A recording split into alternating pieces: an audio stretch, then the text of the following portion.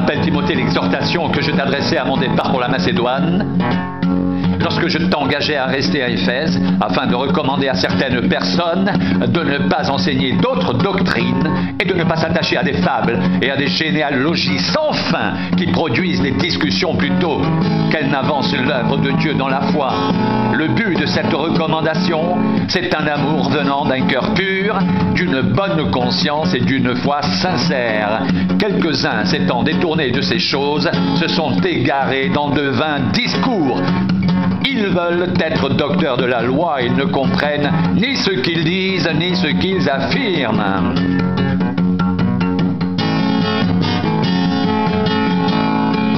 Je rends grâce à celui qui m'a fortifié, à Jésus-Christ notre Seigneur, de ce qu'il m'a jugé fidèle en m'établissant dans le ministère, moi qui étais auparavant un blasphémateur, un persécuteur, un homme violent, mais j'ai obtenu miséricorde parce que j'agissais par ignorance dans l'incrédulité, et la grâce de notre Seigneur a surabondé avec la foi et l'amour qui est en Jésus-Christ.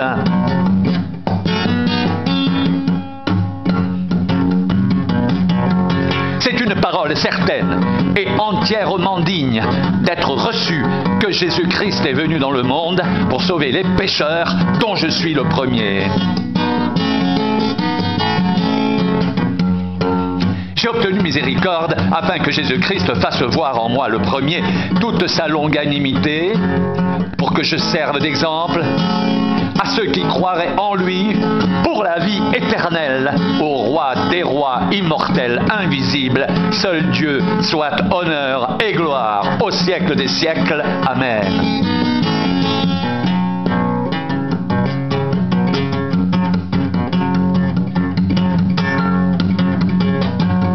La recommandation que je t'adresse, Timothée, mon enfant, selon les prophéties faites précédemment à ton sujet, c'est que d'après elles tu combattes le bon combat en gardant la foi et une bonne conscience. Cette conscience, quelques-uns l'ont perdue et ils ont fait naufrage par rapport à la foi. De ce nombre sont Hyménée et Alexandre que j'ai livré à Satan afin qu'ils apprennent à ne pas blasphémer.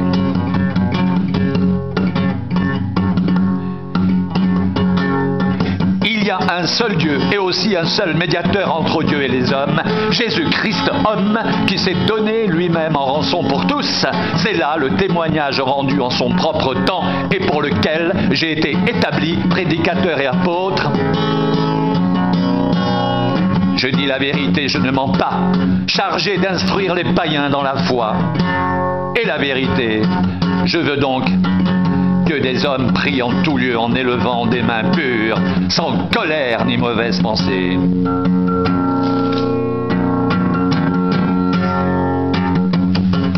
Sans contredit, le mystère de la piété est grand.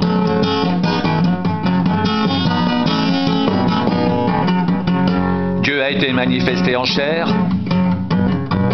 justifié par l'Esprit, vu des anges, prêché aux nations, cru dans le monde, élevé dans la gloire.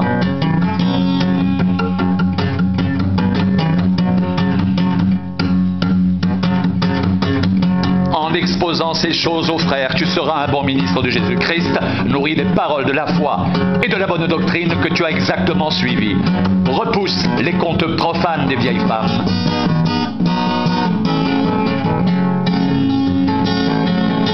Exerce-toi à la piété, car l'exercice corporel est utile à peu de choses, tandis que la piété est utile à tout. Elle a la promesse de la vie présente et celle de la vie à venir.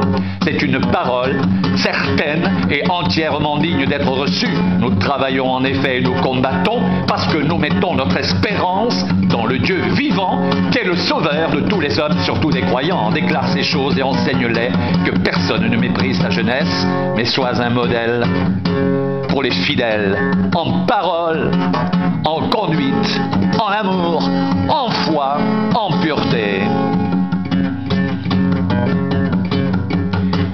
Jusqu'à ce que je vienne applique-toi à la lecture, à l'exhortation, à l'enseignement. Ne néglige pas le don qui est en toi et qui t'a été donné par prophétie avec l'imposition des mains de l'Assemblée des anciens. Occupe-toi de ces choses, donne-toi tout entier à elles, afin que tes progrès soient évidents pour tous. Veille sur toi-même et sur ton enseignement, persévère dans ces choses, car en agissant ainsi, tu te sauveras toi-même et tu sauveras ceux qui t'écoutent.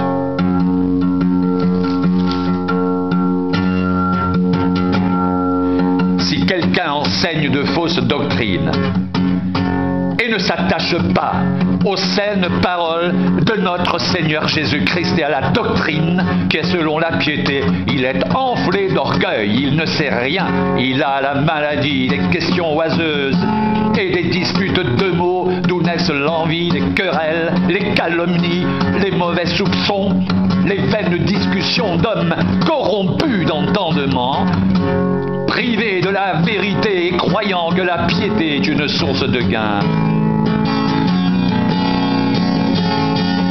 C'est en effet une grande source de gain que la piété avec le contentement, car nous n'avons rien à porter dans le monde, il est évident que nous n'en pouvons rien emporter. Si donc nous avons la nourriture et le vêtement, cela nous suffira. Mais ceux qui veulent s'enrichir tombent dans la tentation, dans le piège et dans beaucoup de désirs insensés et pernicieux qui plongent les hommes dans la ruine et la perdition, car l'amour de l'argent est une racine de tous les maux, et quelques-uns, en étant possédés, se sont égarés loin de la foi et se sont jetés eux-mêmes dans bien des tourments.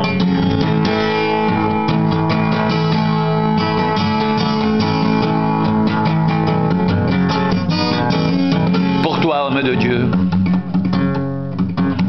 fuis ces choses et recherche la justice, la piété, la foi, l'amour, la patience,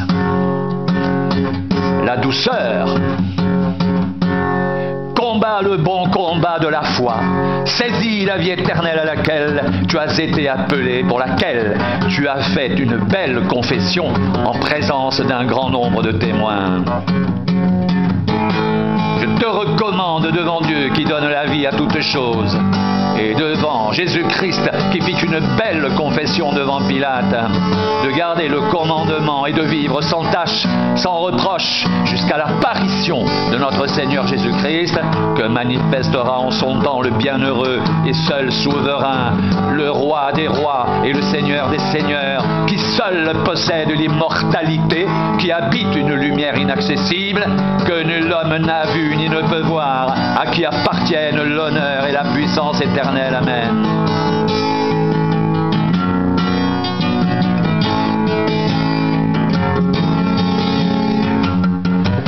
Recommande aux riches du présent siècle de ne pas être orgueilleux et de ne pas mettre leur espérance dans des richesses incertaines, mais de la mettre en Dieu qui nous donne avec abondance toutes choses pour que nous en jouissions. Recommande-leur de faire du bien, d'être riches en bonnes œuvres, d'avoir de la libéralité, de la générosité, de s'amasser ainsi pour l'avenir un trésor placé sur un fondement solide afin de saisir la vie véritable. Ô Timothée, garde le beau dépôt en évitant les discours vains et profanes et les disputes de la fausse science dont font profession quelques-uns qui se sont ainsi détournés de la foi.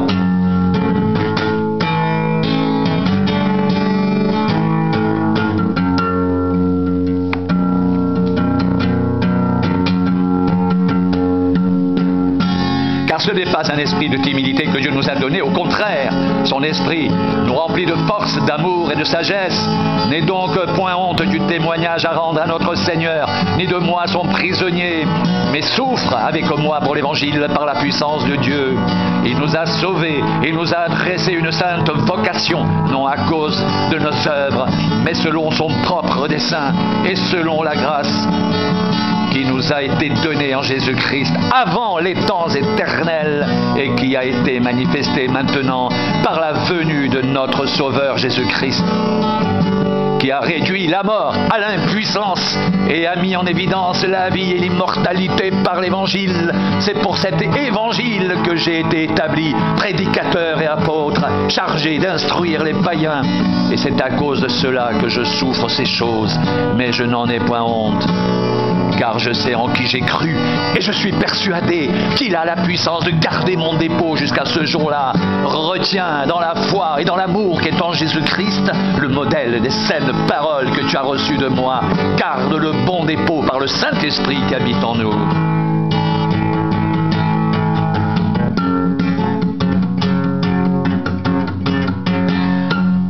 Toi donc, mon enfant, fortifie-toi dans la grâce qui est en Jésus-Christ. Et ce que tu as entendu de moi en présence de beaucoup de témoins, confie-le à des hommes fidèles qui soient capables de l'enseigner à d'autres. Souffre avec moi comme un bon soldat de Jésus-Christ.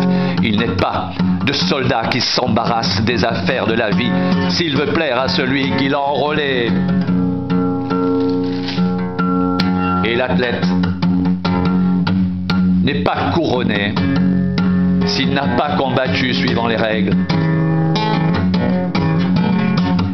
Le laboureur qui peine doit être le premier à recueillir les fruits.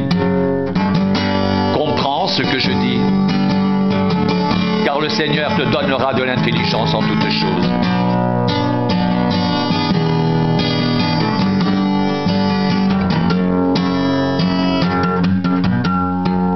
Souviens-toi de Jésus-Christ, issu de la postérité de David, ressuscité des morts, selon mon évangile pour lequel je souffre, jusqu'à être lié comme un malfaiteur.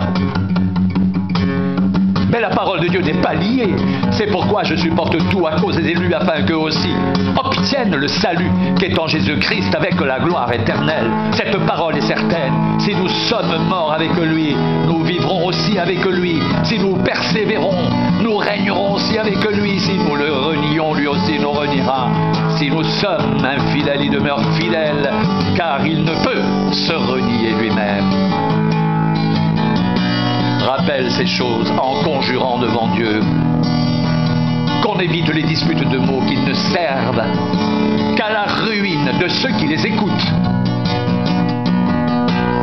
Efforce-toi de te présenter devant Dieu comme un homme éprouvé, un ouvrier qui n'a point à rougir, qui dispense droitement la parole de la vérité. Évite les discours vains et profanes, car ceux qui les tiennent avanceront toujours plus dans l'impiété et leur parole rongera comme la gangrène. De ce nombre sont Hyménée et Philette, qui se sont détournés de la vérité, disant que la résurrection est déjà arrivée et qui renverse la foi de quelques-uns. Néanmoins, le solide fondement posé par Dieu subsiste, avec ces paroles qui lui servent de sceau. Le Seigneur connaît ceux qui lui appartiennent. Et quiconque prononce le nom du Seigneur, qu'il s'éloigne de l'iniquité. Dans une grande maison, il n'y a pas seulement des vases d'or et d'argent, mais il y a aussi des vases de bois et de terre. Les uns sont des vases d'honneur et les autres sont d'un usage vil. Si donc quelqu'un se conserve pur en s'abstenant de ces choses, il sera un vase d'honneur sanctifié, utile à son maître, propre à toute bonne œuvre.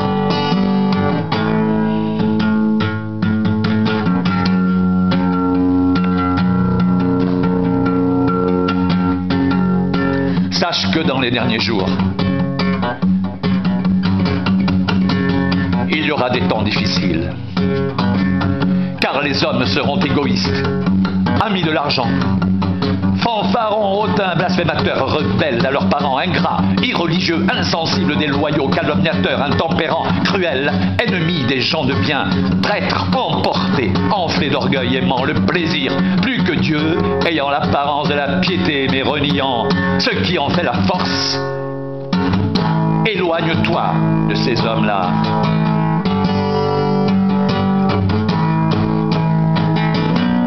Or, tous ceux qui veulent vivre pieusement en Jésus-Christ seront persécutés. Mais les hommes méchants et imposteurs avanceront toujours plus dans le mal, égarant les autres et égarés eux-mêmes. Toi, demeure dans les choses que tu as apprises et reconnues certaines, sachant de qui tu les as apprises.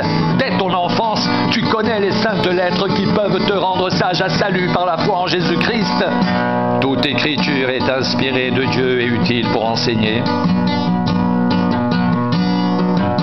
pour convaincre, pour corriger, pour instruire dans la justice, afin que l'homme de Dieu soit accompli et propre à toute bonne œuvre.